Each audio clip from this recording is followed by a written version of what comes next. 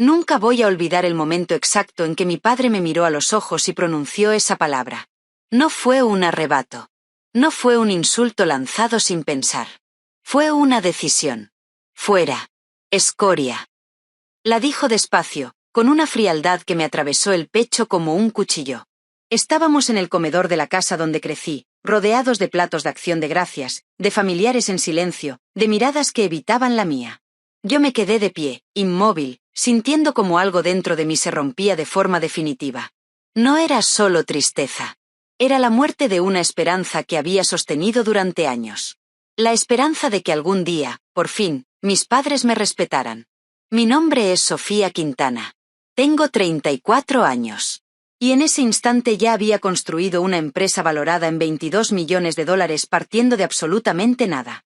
Sin título universitario. Sin padrinos. Sin un apellido influyente. Solo con trabajo, visión y una determinación que jamás aprendí en casa. 3 semanas después de que mi padre me echara llamándome escoria, estaba firmando la compra de mi casa frente al mar en Florida. Pero esta historia no empieza con dinero ni con éxito. Empieza en un lugar donde solo existía una definición aceptable de triunfo, y yo nunca encajé en ella. Crecí en Cedar Rapids, Iowa, una ciudad tranquila, ordenada, profundamente arraigada a los valores tradicionales. En mi familia, la educación académica no era importante. Era sagrada. Mi padre, Miguel Quintana, trabajó más de 30 años como contable en la misma firma. Lucía su licencia profesional como otros lucen una condecoración, recordándonos constantemente que la educación era lo único que nadie podía quitarte. Mi madre, Carmen, profesora de lengua en un instituto público, compartía exactamente la misma visión. El camino correcto estaba claramente trazado. Estudiar. Sacar buenas notas. Ir a una universidad respetable. Asegurar una carrera estable. Todo lo que se desviara de ahí era visto como irresponsable, inmaduro o directamente peligroso. Desde muy pequeña sentí que algo dentro de mí no encajaba en ese molde. Mientras mis padres soñaban con criar a una abogada o a una médica, yo pasaba los recreos vendiendo pulseras hechas a mano a mis compañeras. En 4º grado ya había aprendido algo que no aparecía en los libros. Que la gente no compra objetos. Compra sensaciones, historias, emociones. A los 12 años monté el puesto de limonada más rentable del barrio. Probaba sabores, ajustaba precios, observaba quién compraba más y por qué. Es gracioso ahora, decía mi madre con una sonrisa condescendiente, pero eso no te dará de comer cuando seas adulta. Yo asentía, pero en el fondo sabía que aquello no era un juego. La secundaria no hizo más que intensificar la tensión. Mientras mis padres se obsesionaban con mis exámenes y el SAT, yo vendía fundas personalizadas para móviles a otros estudiantes. Gané lo suficiente para comprarme mi primer coche en efectivo. Cuando se lo conté a mi padre, no me felicitó. Me preguntó si ya estaba preparando las solicitudes universitarias. Primero consigue un título, repetía siempre.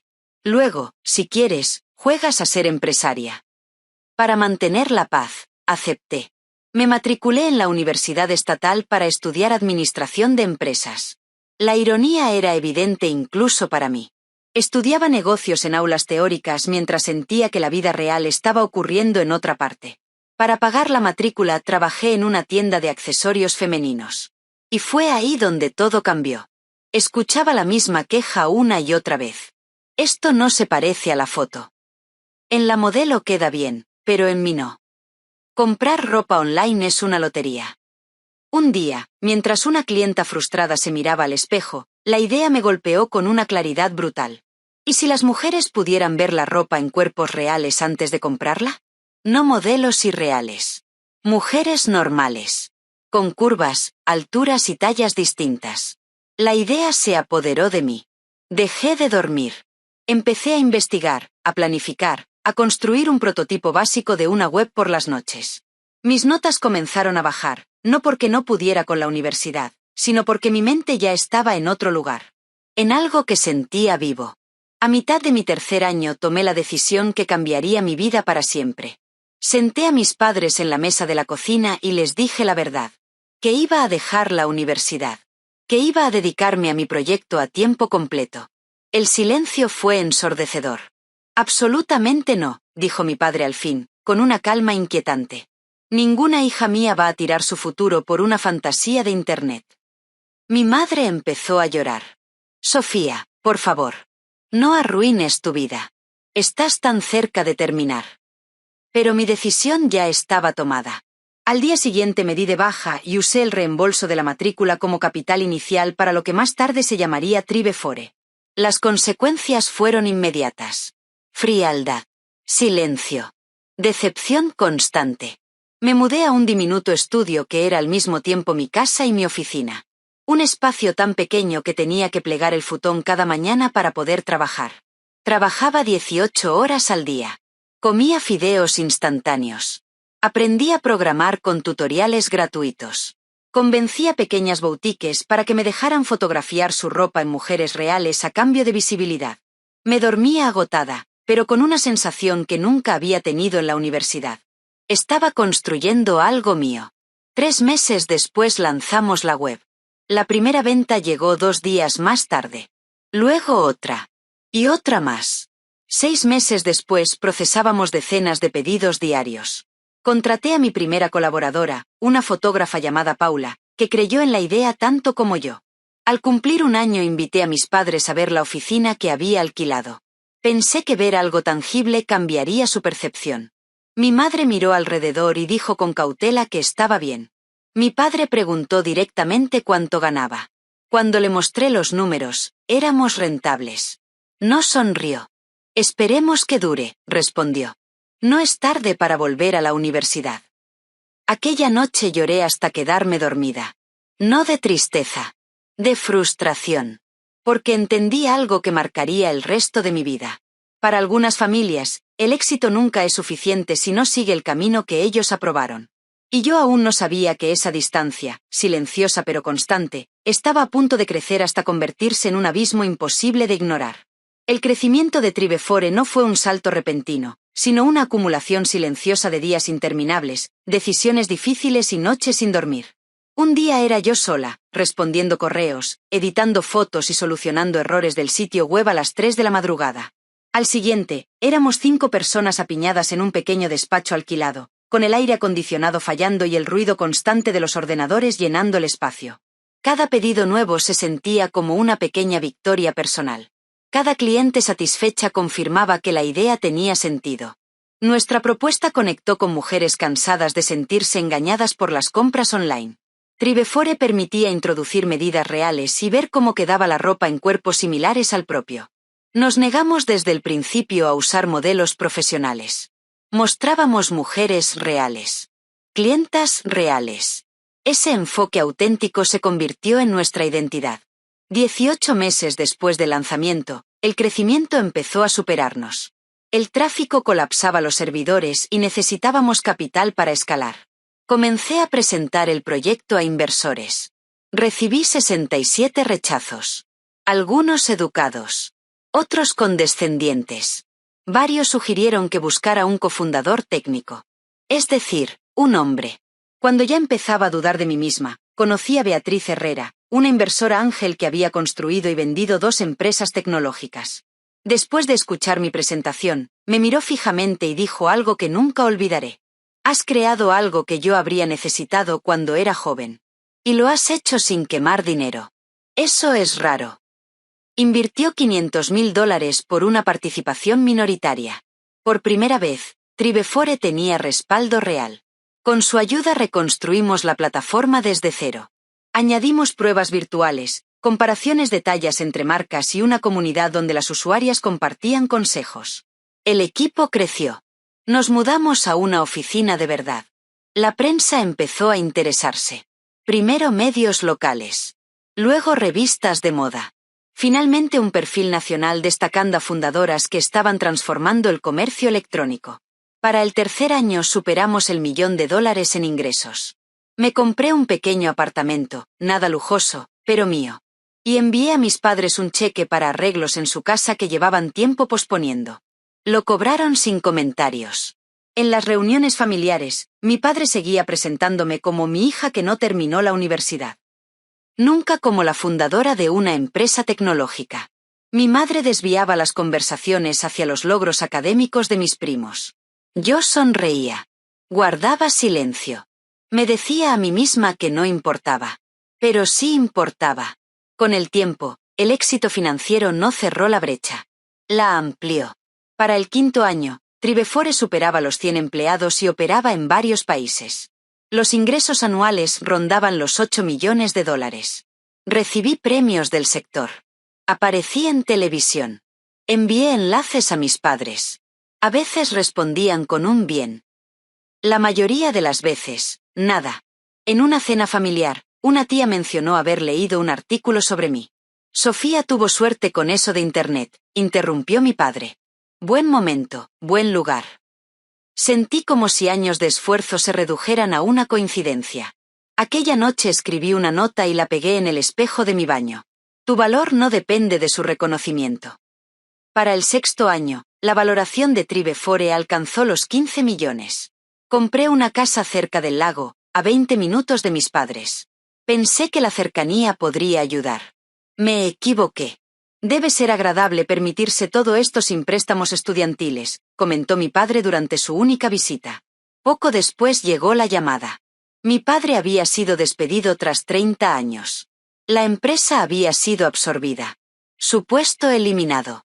Intentó mostrarse fuerte, pero el miedo era evidente. No dudé. Pagué el resto de su hipoteca. Cubrí tratamientos médicos de mi madre. Reemplacé su coche viejo. Establecí una transferencia mensual para gastos básicos. También pagué la universidad privada de mi hermano menor y la boda de mi hermana. Me convertí en el banco familiar.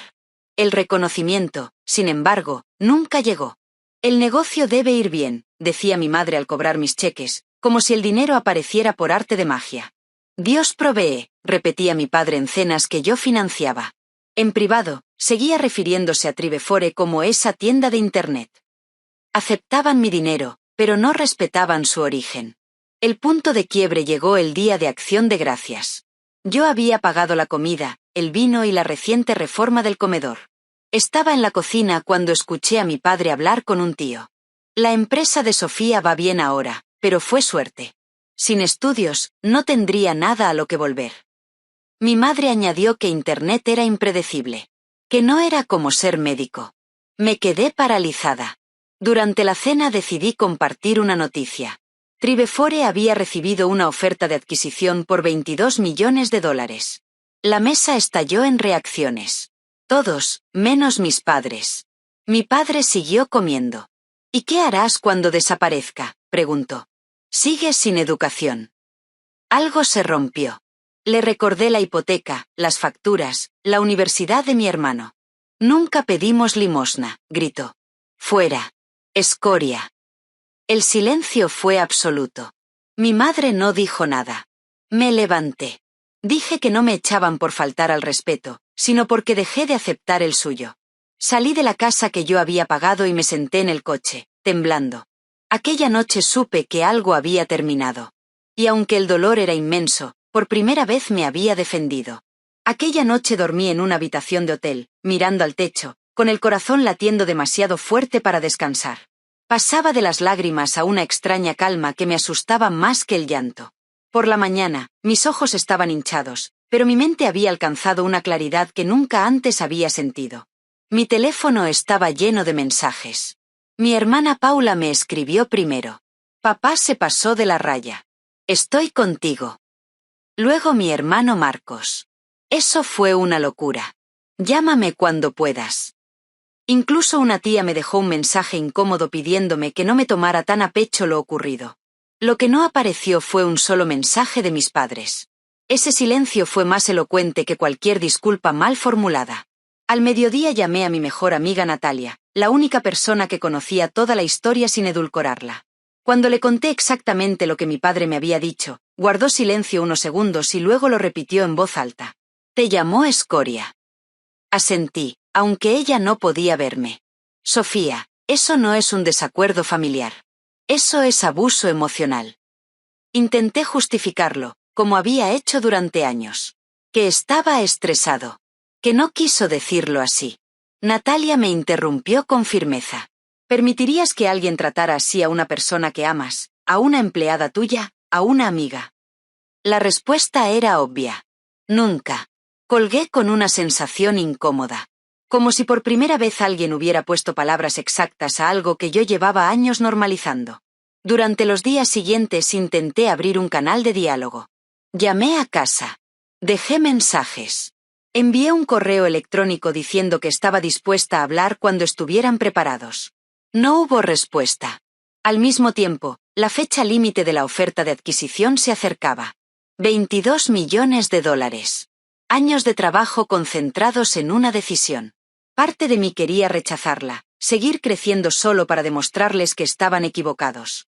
Otra parte, más honesta, estaba exhausta de intentar demostrar nada. Concerté una sesión extra con mi terapeuta, la doctora Elena Ruiz, a quien había empezado a ver meses atrás por estrés laboral. Después de escucharme, me hizo una pregunta que cambió todo. ¿Cuánto tiempo más estás dispuesta a sacrificar tu bienestar esperando una aprobación que nunca ha llegado? Me quedé en silencio. Aceptar la realidad de quienes son tus padres no significa dejar de amarlos, continuó. Significa dejar de hacerte daño intentando que sean distintos. Aquella tarde tomé 2 decisiones. Aceptaría la oferta de adquisición. Y usaría ese cambio para poner distancia, emocional y física, con una dinámica que llevaba años destruyéndome. Llamé a Beatriz Herrera, mi inversora y mentora. Voy a aceptar, le dije. Pero quiero trasladar la sede a Florida. Hubo una pausa al otro lado de la línea. Eso es un cambio grande desde Iowa, comentó. Lo sé, respondí.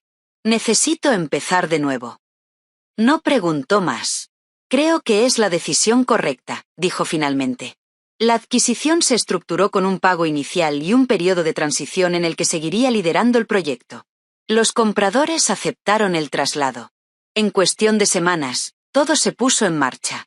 Mientras tanto, la dinámica familiar empezó a cambiar de forma silenciosa. Me di cuenta de que había detenido las transferencias automáticas a la cuenta de mis padres sin haberlo decidido conscientemente. Simplemente, no podía seguir financiando una relación donde no existía el respeto. Marcos me llamó, incómodo. Papá preguntó si ibas a ayudar con los impuestos de la casa. Cerré los ojos. La culpa apareció como un reflejo aprendido. Estoy dando un paso atrás, dije con cuidado. No puedo seguir pagando mientras me tratan como si no valiera nada. Marcos suspiró. Lo entiendo, admitió. Pero no va a sentarles bien. No esperaba que lo hiciera. Esa noche escribí un correo a mis padres. No acusatorio. No dramático. Claro. Les dije que los amaba, pero que no podía seguir ofreciendo apoyo financiero sin una relación basada en el respeto. Que cuando estuvieran dispuestos a hablar desde ese lugar, yo estaría ahí. Pulsé enviar antes de perder el valor. 2 días después se cerró oficialmente la adquisición. $11 millones netos aparecieron en mi cuenta. Nunca me había sentido tan sola. Ese mismo fin de semana volé a Florida para buscar casa. Mientras el avión despegaba del cielo gris de Iowa, sentí algo inesperado bajo la tristeza. Alivio. Como si por primera vez no estuviera huyendo, sino avanzando. La casa frente al mar no era la más grande ni la más cara, pero me habló desde el primer momento. 3 habitaciones, ventanales abiertos al golfo, una terraza donde el sonido de las olas entraba sin pedir permiso. Es esta, le dije a la gente sin dudar. Firmé rápido, casi impulsivamente. Por primera vez no pedí opinión. No busqué aprobación. Me permití elegir. Mientras preparaban la mudanza, me centré en el trabajo. La nueva oficina en Florida tenía luz, espacio y una energía distinta. Parte del equipo decidió trasladarse. A quienes no, les ofrecí apoyo para el siguiente paso. Quería liderar de una forma diferente a como había sido liderada. Más humana. Más consciente. La vida en Florida empezó a tomar forma. Caminatas matutinas junto al mar. Cafés lentos en la terraza. Jornadas laborales intensas, pero ya no absorbentes. Empecé a construir una rutina que incluía algo que nunca me había permitido. Descanso. También lancé un programa de mentoría para emprendedores sin títulos universitarios. Personas con talento, empuje y visión que, como yo, habían sido subestimadas. La educación no es una sola cosa, les dije en la primera sesión. El aprendizaje ocurre de muchas formas. El proyecto me devolvió un sentido de propósito que iba más allá del dinero. La comunicación con mi familia se volvió esporádica. Paula me llamaba con regularidad. Marcos, de vez en cuando. Mis padres, no. Hasta que un domingo por la tarde sonó el timbre. Abrí la puerta y encontré a mi madre en el porche, más pequeña de lo que recordaba, con un bolso demasiado grande y una expresión tensa. Tu padre no sabe que estoy aquí, dijo. Nos sentamos frente al mar. Tras unos minutos de silencio, fue directa. Estamos pasando dificultades. Habló de facturas, de tratamientos médicos, de impuestos. No de disculpas. No de respeto. Cuando terminé de escucharla, respiré hondo. Mamá, no puedo volver a como estaban las cosas. Frunció el ceño. Así que ahora pones condiciones. Negué con la cabeza. No pido aprobación. Pido respeto. Se levantó molesta. El éxito te ha cambiado. La miré con calma. No. Lo que cambió es que dejé de creer que merecía menos. Se fue sin despedirse. Aquella noche caminé sola por la playa, con los pies en el agua, aceptando por primera vez una verdad dolorosa. Quizá nunca tendría la relación que había deseado. Pero seguir persiguiéndola me estaba costando la vida que sí podía construir. Pasó casi un año desde el día en que cerré la puerta de la casa de mis padres y crucé el umbral de mi nueva vida en Florida. No lo marqué como un aniversario consciente, pero una tarde cualquiera, sentada en la terraza con una copa de vino en la mano, observando cómo el sol se hundía lentamente en el golfo, me di cuenta de lo lejos que había llegado. No en kilómetros, sino en paz. El dolor agudo del rechazo familiar ya no era una herida abierta. Se había transformado en algo más silencioso, más profundo, una comprensión tranquila que llevaba conmigo sin que me dominara. El negocio seguía creciendo bajo la nueva estructura. Cumplí los objetivos del primer año de transición y aseguré la siguiente parte del pago de la adquisición. Pero lo más importante no estaba en mi cuenta bancaria. Estaba en mí. Había dejado de vivir pendiente de la aprobación de personas que nunca habían estado dispuestas a concederla. Empecé a trabajar en un nuevo proyecto, una plataforma diseñada para conectar a profesionales autodidactas con empresas abiertas a valorar habilidades reales por encima de credenciales tradicionales. No lo hacía para demostrar nada. Lo hacía porque tenía sentido. Porque yo había sido esa persona subestimada. El programa de mentoría creció. Decenas de emprendedores encontraron apoyo, dirección, por primera vez, alguien que creyera en ellos sin condiciones. Compartir mi historia públicamente atrajo mensajes de personas de todo el país. Hijos e hijas que habían sido minimizados, ignorados o rechazados por elegir caminos distintos. Historias distintas, heridas similares. Me di cuenta de que el dolor que había cargado durante años ahora tenía un propósito más grande que yo. La relación con mi familia se mantuvo distante. Paula seguía siendo un puente honesto, alguien que entendía ambas realidades sin exigir que yo me sacrificara por ninguna. Marcos llamaba de vez en cuando, siempre con cuidado, como si caminara sobre un terreno frágil. De mis padres, poco. Un correo ocasional. Alguna noticia transmitida por terceros. Hasta que un día recibí un mensaje de Marcos. Papá tuvo un infarto leve. Está estable. Me quedé mirando la pantalla durante un largo rato. El viejo reflejo de culpa intentó imponerse, pero algo había cambiado. Sentí compasión, sí. Pero ya no sentí obligación. Envié flores al hospital con una nota sencilla deseándole una pronta recuperación. No volví. No envié dinero. Reconocí el momento sin reactivar una dinámica que me había hecho tanto daño. Fue una decisión pequeña, pero representó el mayor crecimiento de todos. Poco después, Paula vino a visitarme. Nos sentamos juntas frente al mar, descalzas, hablando como nunca lo habíamos hecho en la casa de nuestros padres. Me pidió perdón por no haberme defendido antes, por haber aceptado mi ayuda mientras guardaba silencio. Le dije la verdad. Que no había sido cobardía. Que había sido supervivencia. Pero que ahora entendía. Y eso era suficiente. Antes de irse, me dijo algo que se quedó conmigo. Tomaste la decisión correcta. Escuchar esas palabras, por fin, sin duda ni reproche, cerró una puerta que había quedado entreabierta durante años. Una noche organizamos una pequeña reunión en mi casa. Amigos nuevos. Personas del trabajo. Aprendices del programa de mentoría. Paula. No había tensiones. No había comparaciones. No había nadie intentando minimizar lo que yo era o lo que había construido. Cuando alzamos las copas, sentí algo que nunca había sentido en mi familia de origen. Pertenencia. Más tarde, cuando la casa quedó en silencio, caminé sola por la playa iluminada por la luna. El sonido de las olas acompañaba mis pensamientos. Pensé en la joven que había dejado la universidad con miedo y determinación. En la mujer que había pasado años intentando ser suficiente para quienes nunca iban a verlo. Y finalmente, en la persona que era ahora. Alguien que había aprendido que el respeto no se mendiga. Que la familia no debería doler. Y que alejarse, a veces, no es un acto de egoísmo, sino de supervivencia. Hoy sigo mirando el mar desde mi terraza. No con rencor. No con tristeza. Con gratitud. Porque perder lo que creía necesitar me obligó a construir lo que realmente merecía. Si alguna vez te has sentido menospreciado por elegir tu propio camino, si te han hecho creer que tu valor depende de cumplir expectativas ajenas, quiero que sepas algo. No estás solo. Y no estás equivocado por elegirte. A veces, las decisiones más difíciles conducen a la libertad más profunda. Y ahora dime tú, ¿alguna vez tuviste que elegir entre complacer a otros y respetarte a ti mismo? ¿Has tenido que alejarte de personas que te disminuían en lugar de celebrarte? Cuéntamelo en los comentarios. Si esta historia resonó contigo, dale like al vídeo, suscríbete al canal y acompáñame en más historias reales sobre éxito, límites y la valentía de vivir una vida auténtica. Gracias por escucharme.